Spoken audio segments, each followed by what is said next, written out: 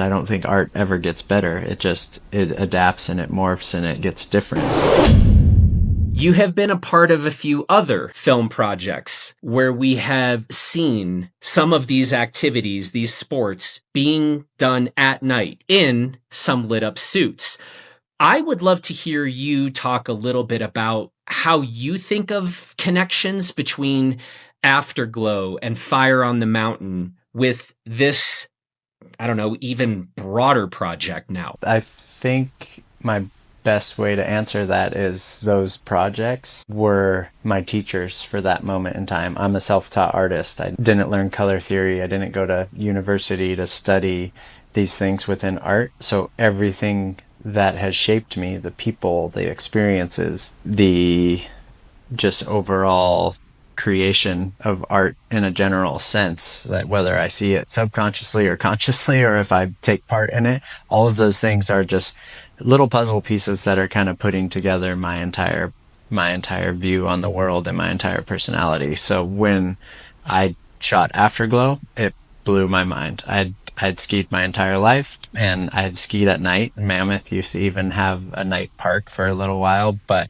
to see a mountain lit up creatively and artistically as a painter myself, where the absence of light and highlights and shadows and colors and contrast, like you're constantly adding depth to paintings with light. And so being able to control the sun, if you will, and put light wherever you want, and sculpting in the darkness, where you look at a north face slope. My entire life growing up, if I have a north face slope in my backyard, it's never going to see direct sunlight. So I may never know what truly is there texture wise and wind lip wise and all of these things.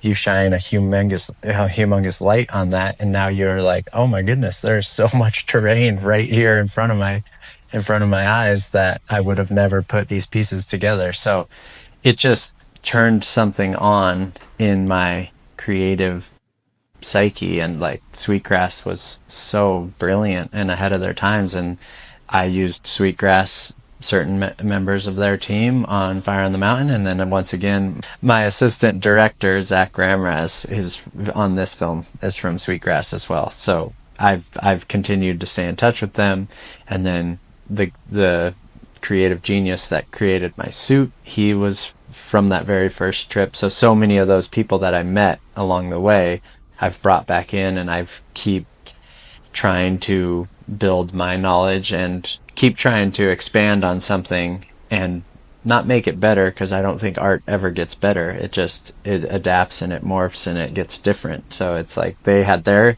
creative idea.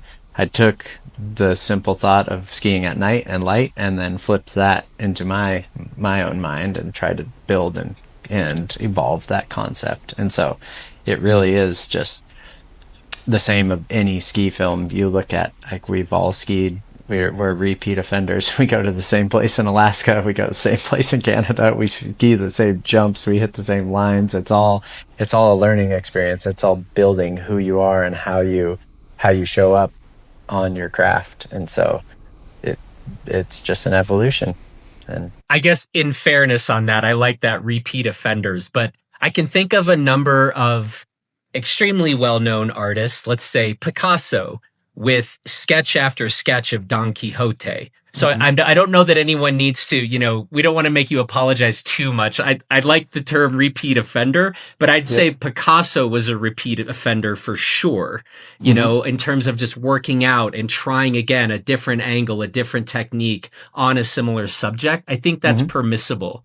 Yeah, well, it's really how you master a craft. And I'm not sitting here trying to claim that I've mastered any craft, but it's those nuances and that imperfection and that constant creation. You learn something new every time, and you're going to build and evolve and build and evolve. And so, yes, I'm taking concepts from those past projects, but this is so wildly different. And I'm different from 2013 when we filmed Afterglow till 2025 when we filmed this. So it's just a completely different experience.